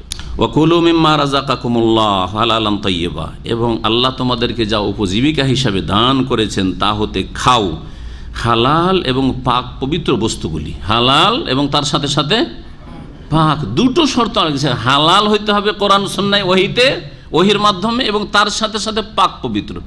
শুধু পাক পবিত্র কিন্তু হালাল নাই, হতে পারে না? পারে না। রিয়াল, হ্যাঁ, ডলার, বাহ্যিক, কি বলবেন, হালাল না হারাম? হালাল, যে কোনো রিয়াল হালাল। হ্যাঁ, আপনার বেতনের যে রিয়ালটা পাচ্ছেন, ডলার পাচ্ছেন, সেটা হচ্ছে হালাল, আর চুরি করা রিয়ালটা হারাম। তো দেখতে তো দুটো একই। 500 টাকা চুরি করা একটা 500 টাকা, 500 টাকা একটা হচ্ছে আপনার বেতনের। হ্যাঁ হ্যাঁ, দেখতে আলাদা আলাদা নাকি? না, আলাদা নয় তো। আলাদা কি? তো একটা হালাল আর একটা হারাম, ঠিক না? এই জন্য আল্লাহ বলছেন হালালান তাইয়্যিবান, পাক পবিত্র হইতে হবে আর তার সাথে হালাল হইতে হবে। হ্যাঁ, হালাল হইতে হবে। জি, ওয়াত্তাকুল্লাহ, এবং আল্লাহকে ভয় করো, আল্লাযী আনতুম বিহি মুমিনুন, যার প্রতি তোমরা বিশ্বাসী হয়েছো। এখান থেকে বিষয়টি শেষ হলো। এবার শুরু হচ্ছে শপথের বিষয়, কসমের কাফারা। আল্লাহ রাব্বুনা বলছেন লা ইউআখিযুকুমুল্লাহু বিল্লাগওয়ি ফি আইমানিকুম, আল্লাহ তোমাদের পাকড়াও করবেন না, বিল্লাগওয়ি ফি আইমানিকুম, তোমাদের অনর্থক কসম বা শপথের ক্ষেত্রে, অসার, অনর্থক, অনিচ্ছাকৃত শপথের ক্ষেত্রে। লাগো, যেসব কথার কোনো সার থাকে না, অসার কথা, যেই কথার কোনো সার্থকতা থাকে না, হ্যাঁ, অনর্থক কথা, উদ্দেশ্যবিহীন কথা, হঠাৎ করে মুখ দিয়ে বেরিয়ে গেল উদ্দেশ্যবিহীন ভাবে, সেটা হচ্ছে লাগো। মুমিনরা যথাসাধ্য লাগো, আশার কথা থেকে, অনার্থক কথা এবং কাজ থেকে বেঁচে থাকবে। ওয়াল্লাযীনা হুম আনিল লাগওয়ি মুরিদুন, সূরা মুমিনুনের শুরুতে মুমিনদের কয়েকটি বৈশিষ্ট্য আল্লাহ উল্লেখ করে, যারা জান্নাতি, যাদের জন্য ফিরদৌস রয়েছে, হুম ফিহা খালিদুন। হ্যাঁ, আল্লাহ পাক বলেছেন তার একটি হচ্ছে অসার কথা কাজ থেকে নিজেকে বাঁচে, যাতে আপনার দিন দুনিয়ার কোনো ফায়দা নেই, দিনের একটি নেকি নেই। সহজ ভাষায় আমি বুঝাই, একটি আপনার নেকি বাড়লো না ওই কাজটি করে বা ওই কথাটা বললে। দুনিয়ার ক্ষেত্রে একটা হালাল রিয়াল আসলো না, পয়সা আসলো না, এটা হচ্ছে কি কাজ? অসার কাজ। ক্রিকেট খেলা দেখছেন, কয় রিয়াল পান? এই যে পান নাকি? হ্যাঁ, কিছুই পান না। তাহলে কাজ কি? এটা লাগো, অসার কাজ, অসার কাজ, হ্যাঁ, লাগো, ফালতু কাজ। এইরকম যে কোনো খেলাধুলা, আপনি নিজে খেলাধুলা করে শরীর চর্চা করছেন কিছুক্ষণ, নামাজের সময় নয়, এবাদতের সময় নয়, হ্যাঁ, এবাদতকে খারাপ করে নয়। রোজা মুখে দিলেন, দৌড় দেওয়ার পরে এমন পিপাসালা রোজা রাখতে পারছেন না, তো চলবে নাকি? বলছে শরীর চর্চা করতে গিয়ে, একটু এক্সারসাইজ করতে গিয়ে পিপাসা লেগেছে, তাই যে রোজা রাখতে পারিনি, চলবে না? চলবেন তো, রোজার দিন না, রাতে করেন আপনি। তো এবাদত ঠিক রেখে যদি শরীর চর্চার জন্য দৌড়াদৌড়ি করছেন, 1 ঘন্টা দৌড়াদৌড়ি হাঁটাহাঁটি করছেন, জায়েজ না না জায়েজ? একটা রিয়াল তো পেলেন না, হ্যাঁ, সুস্থতা পেলেন, একটু শরীরটা সুস্থ থাকবে, ঠিক না? ওইটাই, হ্যাঁ, এটা হইতে হবে, না হলে লাগো কাজ। গুলি খেলা বাচ্চাদের ছোটোকালে অনেকে খেলেছেন, হ্যাঁ, গুলি খেলা আসার কাজ, ওই রকমই বল খেলা, আর এই খেলা সেই খেলা, হ্যাঁ, পয়সার ইনকাম সোর্স একটা আজকাল, এটা আজকালকার খেলা, হ্যাঁ, আন্তর্জাতিক খেলা ইনকাম সোর্স। অধিকাংশ লোকের হারাম পাপের জীবনযাপন। তো যাই হোক, আল্লাহ রাব্বুল বলছেন যে তোমাদের কসমের ক্ষেত্রে যদি অনার্থক কসম হয়, কোনো উদ্দেশ্য নিয়ে কসম করেনি, হঠাৎ করে মুখ দিয়ে বেরিয়ে গেছে, ইয়ামিনে লাগো বা কাসামে লাগো, এই ক্ষেত্রে আল্লাহ ধরবেন না। কেন কসম করেছিল? এটা কেমন? এটা আরবদের মধ্যে এখনো প্রচলন আছে। কাউকে জিজ্ঞেস করেন কোনো কথা শুরু করে বললাম মাদ্রি, বলেন না? এদের সাথে যারা দীর্ঘদিন থাকছেন, ভাষা তো জানেন না, জানি না বললেই হয় কথাটি, কিন্তু কি বলবে? ওয়াল্লাহি মাদ্রি। চলেন খাওয়া দাওয়া করি, ওয়াল্লাহি মাফি, মা করল, দিল ওয়াল্লাহ বললে, ওয়াল্লাহ দিয়ে শুরু, তাই না? এই যে এত ওয়াল্লাহ ওয়াল্লাহ করা অভ্যাসটা আছে, এটা হচ্ছে অনিচ্ছাকৃত কসম, এটা হচ্ছে ওয়াসার কাসামের লাগো। আরবদের মুখ দিয়ে বেরিয়ে যেত, হ্যাঁ, সাহাবাই কেরামগণদের মধ্যে ছিল, কিন্তু এটা খুব বেশি বেশি যেন না হয়, বেশি বেশি হলে আপত্তিকর। অনিচ্ছাকৃত কথাই চলে আসে, কথার ছলে চলে আসে। আমাদের ভাষায় তো কিছু আছে, কথা বলতে বলতে অনেকের অনেক রকম কথা এরকম আছে। আর কি কথাটি অনেকে বলে থাকেন, গেলাম আর কি মানে কি? কিছু তো না, হ্যাঁ। সাহাবীরা অনেকে বলে দিতেন লা ওয়াল্লাহি বালা ওয়াল্লাহি, কোনো কাজে হ্যাঁ আল্লাহ, লা ওয়াল্লাহি বলে দিতেন, কিন্তু ইচ্ছা করে বলেননি, আবার ভয় পেতেন। পরে আল্লাহ আয়াত নাজেল করলেন, এইরকম অনিচ্ছাকৃত মুখ দিয়ে যদি বেরিয়ে যায়, ইচ্ছা করেনি কিন্তু হঠাৎ করে বেরিয়ে গেছে, আমরা বলি ঝোঁকে বেরিয়ে গেছে, হঠাৎ করে বেরিয়ে গেছে, তো এতে গুনাহ নেই, কিন্তু কমাবার চেষ্টা করবেন। ওয়ালাকিন ইউআখিযুকুম বিমা আক্কাদতুমুল আইমান, তবে আল্লাহ তোমাদের পাকড়াও করবেন ওই কসমে যেটা তোমরা শক্ত করেছো, যেই কসমকে, যে শপথকে তোমরা কি করেছো? শক্ত করেছো, অকাট্য করেছো, সেই ক্ষেত্রে আল্লাহ ধরবেন। তাহলে 2 রকম কসমের কথা আল্লাহ উল্লেখ করে দিলেন। এই জন্য কসমকে ফোকায়ে কেরামগণ 3 ভাগে ভাগ করেছেন। ইয়ামিনে লাগো, অসার কসম, ইয়ামিনে মুনআকিদা, হ্যাঁ, মানে অকাট্য কসম, আর আরেকটি হচ্ছে ইয়ামিনে গমুস। ইয়ামিনে গমুস মানে ডুবিয়ে দেওয়া কসম। কেমন ডুবিয়ে দেওয়া? জাহান্নামে ডুবিয়ে দেওয়া কসম, মিথ্যা কসম। চুরি করে যে বলছেন না, আল্লাহর কসম করে বলছি চুরি করিনি, জাহান্নামে ডুবে যাওয়া কাজ। অতীতের কোনো কাজের ওপর করেছেন অথচ কসম করে বলছেন করিনি, অথবা করেননি বলছি করেছি, টাকা পয়সা পাঠাননি বাপের কাছে, অথবা মোহরানা দেননি, স্ত্রীর সাথে এখন ঝগড়া, বোঝা গেছে, স্ত্রীর সাথে ঝগড়া, মোহরানা দেননি, বলছে আল্লাহর কসম আমি মোহর দিয়েছি। এটা হচ্ছে জাহান্নামে যাওয়া কসম, এমিনে গমুসের না। এর কোনো কাফারা দিয়ে মাফ হবে না, তওবা করা ছাড়া, আর কারো হক নষ্ট করলে তার হক পরিশোধ করা ছাড়া এতে কোনো ক্ষমা নেই। আর একটা অনিচ্ছাকৃত কসম হয়ে গেল। আর আমিনা মুনাআকাদা কোনটি? যেটা কোনো ক্ষেত্রে সুস্থ মস্তিষ্কে আপনি ইচ্ছা সংকল্প করে কসম করছেন, আমিনা মুনাআকাদা, অন্তর থেকে, অন্তরে বিশ্বাস করে জেনে বিষয়টি কসম করছেন। আপনাকে কেউ বলছে যে আপনি যাবেন অমুক জায়গায়, আল্লাহর কসম করে জীবনে যাব না, হ্যাঁ, আল্লাহর কসম করেছে অমুকের সাথে কথা বলবো না। সুস্থ মস্তিষ্কে চিন্তা করে, হঠাৎ করে বেরিয়ে গেছে মানে চিন্তা করে বলেছেন, কিন্তু পরে চিন্তা করে যে এই কসম তো টিকাতে পারছি না, কসম ভাঙতে হবে। তো কসম ভাঙলে কি করতে হবে তখন? কাফারা। তাহলে কাফারা কোন কসমে? 1 রকমের কসমে শুধু, হ্যাঁ, 2 রকমের কসমে কোনো কাফারা নেই। মিথ্যা কসমে কোনো কাফারা নেই, জাহান্নাম ছাড়া, বিনা তবে মারা গেলে। আর যেটা অসার কসম তাতে কোনো কাফারা নেই, কারণ আল্লাহ ধরবেন না, তাতে আল্লাহ বলে দিলেন। আর যেটা অন্তরের সংকল্পের সাথে কসম করলেন ভবিষ্যতের উপর, সাথে, এটা ভবিষ্যতের ক্ষেত্রে হয়, আমি আগামীতে এই কাজটি করব না, আর করতে হইল আপনাকে, আমি এই স্ত্রীকে রাখবো না, আল্লাহর কসম করে বলছি, আবার রাখতে হইল, হ্যাঁ, তখন কি করতে হবে? এক কথায় কসম ভঙ্গ করতে যদি হয়, তাহলে কাফারা দিতে হবে। বিশেষ করে যদি ভালো কাজে বাধা হচ্ছে আপনার এই কসম, তাহলে কসম ভেঙে দিতে হবে সেই ক্ষেত্রে, হ্যাঁ ভেঙে দিতে হবে। আর যদি জায়েজ কাজও হয়, আল্লাহর কসম করে বলছি কোনোদিন আমি সমুদ্র বিচার যাব না, হাফ মুন যাব না, তো কি কসম ভেঙে দিতে হবে নাকি? ভালো কাজ কেউ হাফ মুনে যাওয়া ভালো কাজ খুব নাকি? না, কোনো ভালো কাজ নয়, কিন্তু পারলেন না, আর কোন সাথীর সঙ্গে আবার চলে যেতে হলে কসম ভেঙে গেছে, তাহলে কাফারা দিতে হবে। জি, ভালো কাজের জন্য আল্লাহর কসম করে বলছে অমুকের সাথে কথা বলবো না, কথা বন্ধ করা হারাম। তাহলে এই ক্ষেত্রে আপনার কসমের কাফারা দিয়ে আপনাকে কি করতে হবে? কসম ভেঙে দিতে হবে, কসম ভেঙে দিতে হবে, কারণ হারামের ওপর অটল থাকা যায়। যাই হোক, আর বিস্তারিত বেশি না বলে আয়াতে তাফসীর করি, কাফারাগুলি শুনেন। কি কাফারা বলছে? ফাকাফারাতুহু, সুতরাং এই কসমের, ইয়ামিন এমন আকাদা, অকাট্য যে কসম মানুষ সংকল্পের সাথে করে, তার কাফারা প্রথম শোনেন। 3টি কাজের মাঝে আল্লাহ ইখতিয়ার দিয়েছেন, অপশন, যে এটাও পারো, এটাও পারো, এটাও পারো। ইতামু আশারাতে মাসাকিনা, 10 মিসকিনকে খাবার দান করা। 10 মিসকিনকে কি করবে? খাদ্য দেবে। মিন আওসাতে মাতুত এমন আহলিকুম, মধ্যমানের এমন খাবার যা তোমাদের পরিবার পরিজনকে খাওয়িয়ে থাকো, তোমার স্ত্রীকে, তোমার ছেলে মেয়েকে যা খাওয়াও মধ্যম মানের খাও। তো আমরাও 3 রকমের খাবার ছেলে মেয়েকে খাওয়াই কি খাওয়াই রে? মাঝে মাঝে শুধু ডাল ভাতই খাওয়াই দিলাম আর ভর্তা দিয়ে, তাই না? মাছও নেই, গোস্ত নেই। আর মাঝে মাঝে একেবারে স্পেশাল রিচ খাবার, এগুলো অনেক খরচা করে। আর মাঝামাঝি খাবার হচ্ছে এটা মাছ গোস্ত একটা কিছু থাকবে, আজকালকার বলছি খাবার, ঠিক না? 3টে আইটেম থাকবে, এটা হচ্ছে মধ্যম খাবার। আর একটা আইটেম দিয়ে শুধু খাওয়া, এটা হচ্ছে নিম্ন শ্রেণীর খাবার। আর 7টা 8টা 10টা আইটেম যখন স্পেশাল কোনো মেহমান টেমন এসছে, তাই না? বা তারও বেশি, কোনটা দিতে হবে কাফারাই? মধ্যমটা দিতে হবে, মধ্যম যেগুলো খাবার। চাউল, আপনি মোটা চাউল আর মাঝারি চাউল আর খুব দামি চাউল, কোনটা দেবেন আপনি কাফারাই? মাঝারিটা দেবেন। মিন আওসাতে মাতুত এমন আহলিকুম, 10 মিসকিনের খাবার। আও কিসওয়াতুহুম, অথবা 10 মিসকিনের বস্ত্র, 10 জন মিসকিনকে বস্ত্র দেন। খাবারের ক্ষেত্রে কতটা দিতে হবে?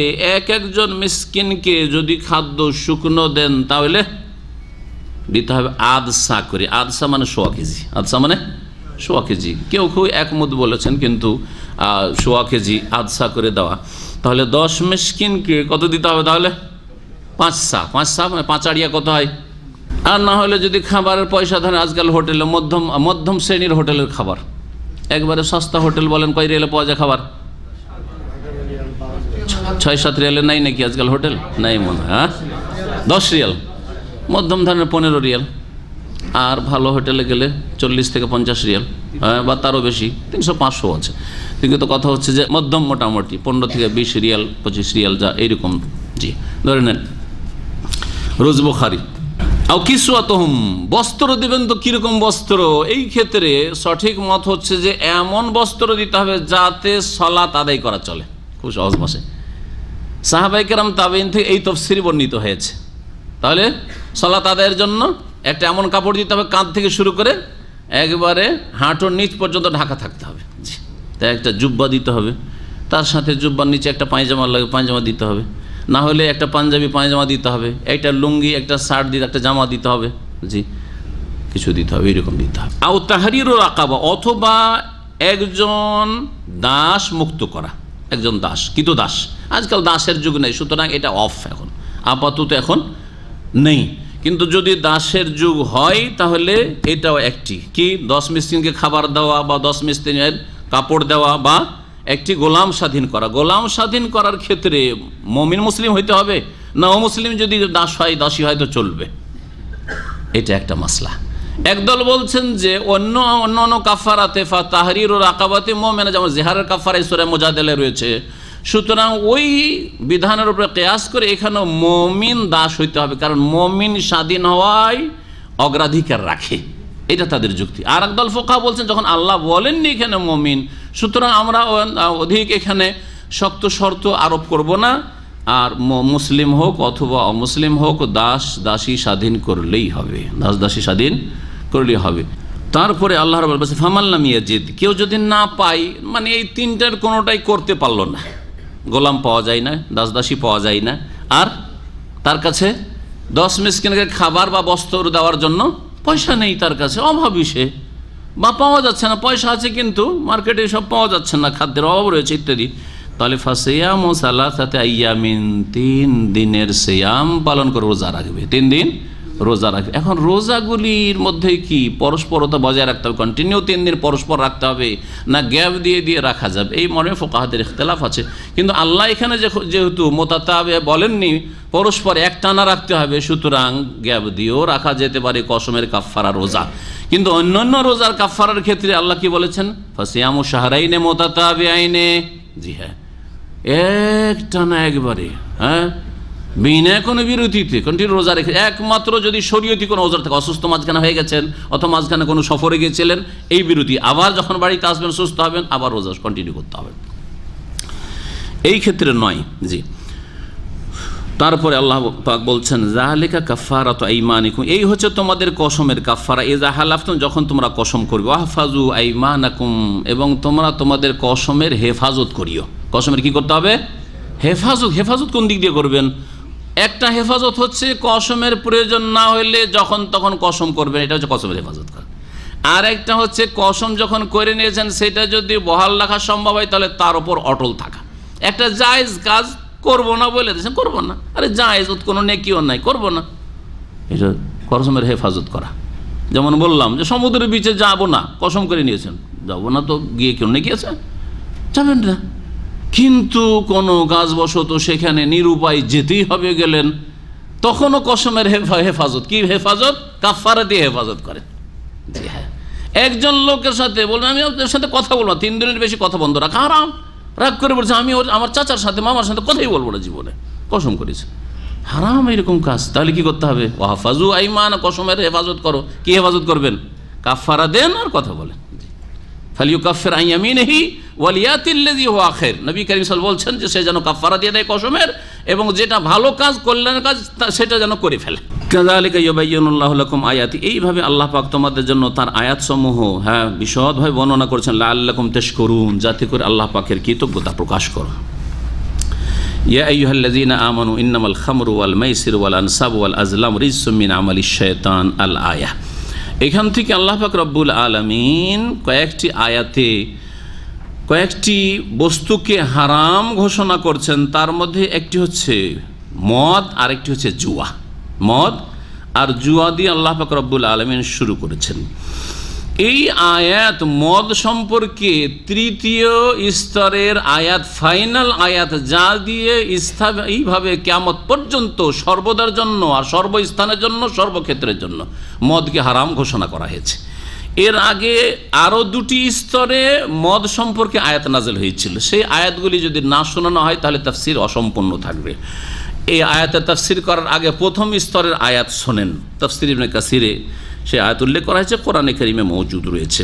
মুসনাদে আহমদে আবু হুরায়রা রাদিয়াল্লাহু তাআলা আনহু থেকে বর্ণিত হাদিস রয়েছে, তিনি বলেন যে হুররিমাতিল খামরু সালাসা মাররাত, 3 স্তরে মদকে হারাম করা হয়েছে, 3 স্তরে মদকে হারাম করা হয়েছে। বলছেন কাদিমা রাসূলুল্লাহ আল মদিনাতা, মদিনায় নবী রাসূলুল্লাহ সাল্লাল্লাহু আলাইহি সাল্লাম আগমন করলেন, ওয়াহুম ইয়াশরাবুন আল খামরা, তখন মদিনার লোকেরা মদ পান করত, মদের আসক্ত ছিল তার। ওয়ায়াকুলুন মাইসির, আর জুয়ার টাকা পয়সা খেত, মানে জুয়া খেলতো তারা। ফাসআলু রাসূলুল্লাহ আনহুমা, এই দুটো বিষয় সম্পর্কে তারা জিজ্ঞেস করলো। তখন আল্লাহ রাব্বুল আলামিন আয়াত নাযিল করলে প্রথমে ইয়াসআলুনাকা আনিল খামরি ওয়াল মাইসিরি, লোকেরা তোমাকে জিজ্ঞেস করছে হে নবী মদ সম্পর্কে এবং জুয়া সম্পর্কে। কুল, বলে দাও, ফিহিমা ইসমুন কাবীর, তাতে বড় গুনাহ রয়েছে। তাহলে বোঝা গেল যে মদ আর জুয়া সাগীরা গুনাহ না কাবীরা? কাবীরা, ইসমুন কাবীর, আল্লাহ স্বয়ং কোরআনে বলছেন যে কাবীরা গুনাহ তাতে রয়েছে। ওয়া মানাফিউ লিন-নাস, কিন্তু তাতে কিছু উপকারিতা রয়েছে। একেবারে স্পষ্ট বলে দিলেন আল্লাহ রাব্বুল আলামিন, বড় গুনাহ রয়েছে। এতে যারা আল্লাহকে ভয় করে যে গুনার বোঝা নিয়ে কিয়ামতে হাজির হবে না, তারা ছেড়ে দেবে, ছেড়ে দিল তারা। কিন্তু যারা দেখেছে মানাফিউ লিন-নাস, কিছু মদে ফায়দা আছে, জুয়াতে ফায়দা আছে। মদে কি ফায়দা আছে? আপনারা বেশি বলতে পারেন আমার চাইতে বেশি। মদে কিছু ফায়দা আছে? যারা খায় তারা বলবে যে কি ফায়দা আছে তাদের। মদের ফায়দার চাইতে ক্ষতি বেশি আছে, এটা কথা শুনে রাখেন, কিন্তু কিছু উপকারিতা আছে। এই দেশের যারা ড্রাইভার সারা রাত গাড়ি চালায় তারা ওই চিংগাম চিবায়, না হয় বিচি চিবায়, জানেন তো আপনারা? ওমরার গাড়িতে যান কি করে? বিচি চিবায়, না হয় হ্যাঁ চিংগাম চিবাইতে থাকে। এটা যারা একটু ভালো, ওর সাথে যারা খারাপ তারা গান শুনতে থাকে, শুনতে আছে, হ্যাঁ গান শুনতে। দেখেছেন না ফাঁসিগুলোকে, বাস ড্রাইভার যতই বললেন ও কি করতে আছে? গান শুনতে আছে। আর খারাপ সিগারেট খেতে আছে, এই 2 মিনিট 3 মিনিট পর একটা করে সিগারেট খাচ্ছে। যাই বলেন আপনার উমরা খারাপ করে দেবে, সিগারেট ছাড়বে না। খবিস খায়, ভালো মানুষ খেতে পারে এগুলো, তো এই করে। আচ্ছা, এর চাইতে খারাপ ভারত, বাংলাদেশ, পাকিস্তানের ট্রাক ড্রাইভার। রাগ করবেন না কেউ থাকলে, ইল্লা মাশাআল্লাহ, আমি জানি ইল্লা মাশাআল্লাহ। একজন ট্রাক ড্রাইভারকে চিনতাম, মাদ্রাসার ছাত্র জীবনে একজন পরিচয় করেছিল, বলছে এই লোক মুসলিম, এই লোক পান পর্যন্ত খায় না, জর্দা তো দূরের কথা, সিগারেট বিড়ি তো দূরের কথা, মদ তো দূরের কথা, কিন্তু ট্রাকের ড্রাইভার, দূরপাল্লার ট্রাক চালায়। হাজারে একটা পাবেন না, ম্যাক্সিমাম পাবে তাদের কি সারা দূরপাল্লার গাড়ি চালায়, সেজন্য মদ খেয়ে গাড়ি চালায় তারা, মদ খেয়ে জাগে। মানাফিউলিন নাস, মদে কিছু উপকারিতা আছে আল্লাহ বলেছে। আর জুয়াতে উপকারিতা আছে, কারো উপকার আছে, কারো অপকার আছে। কেউ সর্বহারা হচ্ছে, হ্যাঁ ধনির পোলা সর্বহারা হচ্ছে, আর গরিবের পোলা বড় লোক হয়ে যাচ্ছে জুয়া খেলে। হচ্ছে না? থাইল্যান্ড লটারিতে পেয়ে গেল 1 লাখ রিয়াল, হ্যাঁ হারাম খাওয়া লোকেরা এইসব করছে। আর কেউ দ্বিতীয় আছে, মাসের মাস যাচ্ছে, তার টাকা পয়সা বেতন ওখানেই চলে যাচ্ছে, কারো ক্ষতি হচ্ছে, কারো লাভ হচ্ছে। তো মানাফে কিছু ফায়দা হইলো কি হলো না? এই ফায়দার দিকে আল্লাহ ইঙ্গিত করেছে। তারপরে বলছেন যে ফায়দা কিছু থাকলেও শোন, ওয়াইসমুহুমা আকবারু মিন নাফইহিমা, তবে এই মদ আর জুয়ার গুনাহ তার লাভের চাইতে অনেক বেশি। আল্লাহ এতটুকু বললেন মদ সম্পর্কে। দ্বিতীয় স্তর শোনেন, লোকেরা করতো কি, মদ পান করত, কিছু লোক মদ পান করতো, কিছু লোক তো ছেড়ে দিয়েছিল প্রথম স্তরে, কিন্তু কিছু লোক মদ পান করতো। আর মদ পান করে নেশায় থাকতে থাকতে নামাজে, 2-1জন এরকম হয়েছে, নামাজে চলে এসছে। নামাজে এসে কি থেকে কি পড়ছে, কুল ইয়া আইয়ুহাল কাফিরুন লা আ'বুদু মা তা'বুদুন, লা না পড়ে আ'বুদু মা তা'বুদুন, এরকম কিছু কি থেকে কি পড়ে দিচ্ছে, কারণ ও তো হোশ নেই, হ্যাঁ জি মাতাল। তখন আল্লাহ দ্বিতীয় স্তরে আয়াত নাযিল করলেন, শুনুন, ইয়া আইয়ুহাল্লাযীনা আমানু লা তাকরাবুস সালাতা ওয়া আনতুম সুকারা, হে মুমিনরা, মুসলিমরা, লা তাকরাবুস সালাতা ওয়া আনতুম সুকারা, নেশা অবস্থায় তোমরা সালাতের কাছে আসবে না, মানে আজকালকার বেনামাজের মতো বেনামাজি হয়ে যাও নাকি? মুসলিম থাকলে নামাজ পড়তে হবে, সুতরাং নামাজের আগে খবরদার তোমরা নেশা করবে না। মদ এমনভাবে খাবে না যে ওই নেশা থেকে গেল আর নামাজে রক্ত হয়ে গেল, এইরকম করবে। এটা হচ্ছে এর অর্থ এই নয় যে তোমরা যেহেতু নেশা করছো সেজন্য নামাজ পড়িও না তোমরা, লা তাকরাবুস সালাহ, এটি কি এর অর্থ? না, এটা অর্থ নয়। লা তাকরাবুস সালাত ওয়া আনতুম সুকারা, যদি এখানে স্টপ করে কেউ লা তাকরাবুস সালাত ওয়া আনতুম সুকারা না পড়ে, তা নামাজের কাছেও যেও না। আজকালকার বেনামাজিদের দলিল হয়ে যাবে, তাই না? আল্লাহ বলেছেন নামাজের কাছে যেও না, ওয়া আনতুম সুকারা দিল ছেড়ে। তা এইরকম করে পশ্চিমা মিডিয়া, হ্যাঁ ইহুদিদের মিডিয়া এই করছে মুসলিমদের খবরগুলির ক্ষেত্রে, হ্যাঁ মুসলিমদের ভালো দিক তুলে ধরেন না। হ্যাঁ মুসলিম যদি একটা খুন করে তো বলে যে এক জঙ্গি এই কাজ করেছে, বিশেষ করে আহলে সুন্নাত সুন্নি মুসলিম হইলে। আর রাফেজি শিয়া মুসলিম যদি করে, ইরানি রাফেজি অথবা ইরাকি রাফেজি আজকে জুলম অত্যাচার চালাচ্ছে মুসলে আর বাগদাদ, যেটা হচ্ছে আহলে সুন্নাতের রাজধানী দীর্ঘ কয়েক শত বছরের, সেখানে মাত্র 10% সুন্নি থেকে গেছে, 90% মুসলিমকে খুন করে দিয়েছে, আর না হলে তাদেরকে সেখান থেকে তাড়িয়ে দিয়েছে। খবর তারা কি কোনো পশ্চিমা ইহুদি খ্রিস্টানদের মিডিয়া বলে না যে এই শিয়া রাফেজিরা হচ্ছে সন্ত্রাসী? শুনেছেন কোনোদিন? কোনোদিন শুনবেন না। আর যদি কোনো হিন্দু বা খ্রিস্টান বা বুদ্ধিস্ট বার্মার এই খুনিদেরকে, এদেরকে কখনো সন্ত্রাসী বলছে মিডিয়া? কখনো বলছে না, দেখছেন না? জি হ্যাঁ, তো তারা এইরকম করছে।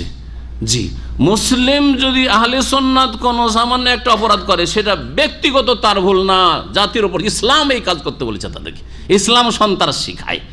আর যদি ইসলামের দুশমন মোনাফিকগুলি করে, হ্যাঁ ইরানি করে, ইরাকি করে, রাফেজি করে, অথবা আপনার কাফের ইহুদি নাসারা হিন্দু বুদ্ধিস্ট করে, তাহলে তারা সন্ত্রাসী হয় না।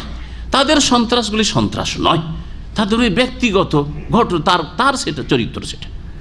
জি, এটা হচ্ছে আজকে সারা পৃথিবীর চিত্র, জুলমের চিত্র, অত্যাচারের চিত্র। এই জুলম বেশি দিন থাকবে না। যদি মুসলিমরা দাঁড়ায় তো এই জুলমের অবসান ঘটবে, কিন্তু মুসলিমরা আল্লাহর দিন থেকে অনেক দূরে সরে গেছে, মুসলিম নেতৃস্থানীয় ইসলাম থেকে অনেক দূরে সরে গেছে। আল্লাহ পাক তাদের ফিরে আসার তৌফিক দান করেন। বলছিলাম যে লা তাকরাবুস সালাত ওয়া আনতুম সুকারা, তোমরা নেশা অবস্থায় নামাজের কাছে আসিও না, হাত্তা তাআলামু মা তাকুলুন, যতক্ষণ পর্যন্ত না বুঝতে পারবে যা কিছু বলছো, কি বলছো নিজে বুঝে বলছো, যতক্ষণ এইরকম বোধশক্তি না হবে ততক্ষণ আসবে না। তার মানে নামাজের আগে তোমার নেশা করবে না। কিছু লোকেরা নামাজে যেতে পারবো না, মদ খেলে, তাহলে মদ খাবো কেন, হারাম, খাবো না, ছেড়ে দিল। অনেক লোক মদ ছেড়ে দিল দ্বিতীয় স্তরে। কিন্তু কিছু লোক এখনও থেকে গেল অল্প সংখ্যক, তারা বলছে যে ঠিক আছে, ছাড়তে তো পারছি না, তো এক কাজ করি, এশার নামাজ পড়ে গিয়ে খেয়ে নেবো, আর এশা থেকে ফজর তো একটা লং টাইম 6-7 ঘন্টা পেয়েই যাচ্ছি, তো এই সময়টাতে নেশা শেষ হয়ে যাবে, ফজরে আবার ঠিকঠাক হয়ে চলে আসবো নামাজে। এইরকম কিছু অল্প কিছু লোক মদ করে এখনও থেকে গেল মদিনায়। তখন তৃতীয় স্তরে আয়াত নাযিল হলো, যে আয়াতের তাফসীর আজকে আল্লাহ পাক কি বলছেন, ইয়া আইয়ুহাল্লাযীনা আমানু, হে ঈমানদার লোকেরা, ইন্নামাল খামরু, নিশ্চয় মদ, ওয়াল মাইসিরু, আর জুয়া, ওয়াল আনসাবু, আর আস্তানা, জি মূর্তি পূজা, পূজার আস্তানা, আনসাব, ওয়াল আজলামু, এবং ভাগ্য নির্ণায়ক তীর। আজলাম, আজলাম মানে হচ্ছে ভাগ্য নির্ণয়ের তীর, যে জাহিলিয়াতের যুগে তীর দিয়ে তারা ভাগ্য নির্ণয় করতে, যে ভাগ্য ভালো হবে না মন্দ হবে, সফর করার ক্ষেত্রে বা বিবাহ শাদীর ক্ষেত্রে বা কোনো কাজ সিদ্ধান্ত নেওয়ার ক্ষেত্রে। এই 4টি কাজ উল্লেখ করে বা 4টি বস্তু উল্লেখ করে আল্লাহ কি বলছে, রিজসুন, এগুলি হচ্ছে ঘৃণিত, রিজসুন নাপাক, ঘৃণিত। 1। 2 নম্বর, মিন আমালি শয়তান, শয়তানের কাজ এগুলি, মদ খাওয়া, মদ পান করা আর মদ বানানো, মদের ব্যবসা করা, এগুলি শয়তানের কাজ। 3 নম্বর, ফাজতানিবুহু, সুতরাং তোমরা বেঁচে থাকো। 4 নম্বর, লাআল্লাকুম তুফলিহুন, তাতে তোমরা সফল কাম হইতে পারবে, সফলতা লাভ করে যদি বেঁচে থাকো এই পাপগুলি থেকে, এই নোংরামিগুলি থেকে, তাহলে সফল কাম হইতে পারবে। ভালো করে শোনেন, এগুলি হচ্ছে ধর্মীয় ক্ষয়ক্ষতি, মদের আর জুয়ার, আর যে বিষয়গুলি উল্লেখ করা হইল। তারপরে 5 নম্বরে শুনেন, সামাজিক ক্ষয়ক্ষতি, মদের আর জুয়ার। ইন্নামা ইউরিদু শাইতানু আন ইউকিয়া বাইনাকুমুল আদাওয়াতা ওয়াল বাগদা ফিল খামরি ওয়াল মাইসিরি, নিঃসন্দেহে শয়তান চায়, মানুষ শয়তান, জিন শয়তান, সর্বপ্রথম জিন শয়তান আর তারপরে মানুষ শয়তান চায় কি, আন ইউকিয়া বাইনাকুম আল আদাওয়াতা ওয়াল বাগদা, তোমাদের মাঝে শত্রুতা এবং বিদ্বেষ সৃষ্টি করতে চায়। তোমাদের মাঝে শয়তান কি করতে চায়, শত্রুতা এবং বিদ্বেষ সৃষ্টি করতে চায়।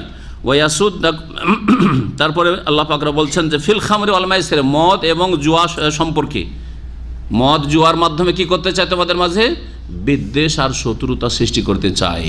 কথাটি ভালো করে বুঝেন, মদ খেলে শত্রুতা, দুশ্মনী, লড়াই, মারামারি হয়, হয় না, হয় না? মদ খেয়ে কে কাকে দিল খুন করে, কেউ গিয়ে কার বোনের মায়ের গায়ে হাত দিয়ে দিল, হয় না, হয় না? তখন মারামারি হবে, খুন করবে না, করবে না? লড়াই ঝগড়া ফাসাদ সৃষ্টি হবে না, হবে না? হবে। জুয়া, জুয়ার মাধ্যমে যে হেরে গেল, আরে তুই এত টাকা নিয়ে যাবি, দিয়ে কোনো পাঁয়তারা করে ধর, একে রাস্তায় দিয়ে খুন করে দিয়ে টাকাটি কেড়ে নে। ঘটছে না, ঘটছে না? ঝগড়া, ফাসাদ এবং শত্রুতা, বিদ্বেষ সৃষ্টিকারী কাজ। সামাজিক তাহলে ক্ষয়ক্ষতির কথা আল্লাহ পাক উল্লেখ করলেন মদ আর জুয়ার। ওয়াসুদ্দাকুম আন যিকরিল্লাহ, এবং মদ আর জুয়া তোমাদেরকে আল্লাহর জিকির আজকারে বাধা সৃষ্টি করে। যারা মদ খায়, নেশাগ্রস্ত থাকে, আল্লাহর জিকির কি কিছুই তো, সে মাতাল, কিছুই তো জানে না, সে বুঝে না, আল্লাহর কি জিকির আজকার করবে, আল্লাহর জিকির থেকে গাফেল। যারা জুয়া খেলে, জুয়া খেলে এমন নেশা হয়ে যায়, রে হেরে গেলাম রে, খেলা ছাড়তে পারছে না। জিতে যখন যায় তখন, যে জিতে যখন 50,000 জিতে গেছি, আরো আছে রে, জিততে পারবো আরো, এই লোভে লোভে আরো 50 জিতেছি, 1 লাখ জিতবো, এবার জিতেছি আরো জিততে পারবো, খেলতেই থাকে, খেলতেই থাকে, খেলা ছাড়ে না। তাহলে আল্লাহর জিকিরে বাধা সৃষ্টি করে না, করে না? চলে যাচ্ছে নামাজ, সারা দিন চলে যাচ্ছে, সারা রাত চলে যাচ্ছে। স্ত্রী মদখোর যারা জুয়া খেলা করে, সারা রাত স্ত্রীকে ছেড়ে জুয়া খেলছে, বরং স্ত্রীকে পর্যন্ত বিক্রি করে দেয়, স্ত্রীকে মদের আসরে বা জুয়ার আসরে বিক্রি করে দেয়, যে সামালিকা মেয়েকে বিক্রি করে। জি জি, আল্লাহর জিকিরে বাধা সৃষ্টি করে। ও আনিস সালাত, আর বিশেষভাবে নামাজে বাধা সৃষ্টি করে, নামাজের রক্ত পার হয়ে চলে যাচ্ছে, কোনো পরোয়া নেই। ফাহাল আনতুম মুনতাহুন, তাহলে কি তোমরা বিরত হবে? আল্লাহ কি বলছেন? তাহলে কি তোমরা এ মদ আর জুয়া এগুলি ছাড়বে, মূর্তি পূজা ছাড়বে, আর এ ভাগ্য নির্ণয় করা, এতে ভাগ্য ভালো না মন্দ এগুলো ছাড়বে? ফাহাল আনতুম মুনতাহুন। 8টি মদ এবং জুয়া হারাম হওয়ার কারণ আল্লাহ পাক দর্শিয়েছেন। তারপরেও এক শ্রেণীর মডার্ন মুসলিম রয়েছে, যাদের অন্তর বাঁকা, যাদের অন্তরে কপটতা রয়েছে, বা তারা ইসলামকে কি করতে মডিফাই করতে চায়। তারা বলছে যে আল্লাহ তো কোরআনে হারাম বলেননি, হারাম শব্দটি তো আসেনি। 8টি বিষয় আল্লাহ উল্লেখ করেছেন। তাহলে কি বলবেন এই কথা? ভালো করে কথা বুঝেন যে তাহলে কি বলবেন যেটা নাপাক ঘৃণিত সেটা হালাল, যেটা শয়তানের কাজ সেটা কি ইসলামে হালাল হইতে পারে? হ্যাঁ, যেটা আল্লাহ বলছেন ফাজদার বেঁচে থাকো তারপরেও হালাল হইতে পারে। যাতে সফলতা রয়েছে সেটা ছেড়ে দিয়ে যাতে মানুষ ব্যর্থ হয় সেটা কি হালাল হয়? তারপরে যাতে শত্রুতা পয়দা হয় সেটা কি হালাল কাজ? জি হ্যাঁ। যা আল্লাহর জিকিরে বাধা দেয় সেটা কি হালাল হইতে পারে? যেটা নামাজে বাধা সৃষ্টি করে সেটা কি হালাল হইতে পারে? আল্লাহ বলছেন তোমরা ছাড়বে কি ছাড়বে না, তারপরেও হালাল। আল্লাহ জিজ্ঞেস করছে ফাহাল আনতুম মুনতাহুন। মুসনাদ আহমদে রয়েছে সাহাবায়ে কেরামরা এক বাক্যে মহাজন সাহেব বললেন, যারা খেত, অল্প কিছু লোক বেঁচে গেছিল তৃতীয় স্তরে, ইনতাহাইনা ইয়া রাব, হে আল্লাহ আমরা ছেড়ে দিলাম, আল্লাহ তওবা করলাম, ছেড়ে দিলাম। আর সাথে সাথে বড় বড় মটকাকে ভেঙে ফেলে দিলেন। মদ সম্পর্কে অনেকগুলি হাদিস আছে, যে হাদিসগুলি সময় হলে শোনাবো, আজকে হয়তো সময় হবে না। তারপরে এই মর্মে যে আয়াতগুলি আছে সেগুলি শেষ করে দিই। ওয়া আতিউল্লাহ ওয়া আতিউর রাসূল, তোমরা আল্লাহকে মানো এবং রাসূলকে মানো। ওয়াহজারু, এবং সতর্ক সাবধান হয়ে যাও। আল্লাহ এবং রাসূলের কথা মানো। মদ হারাম, জুয়া হারাম, হারাম মানো।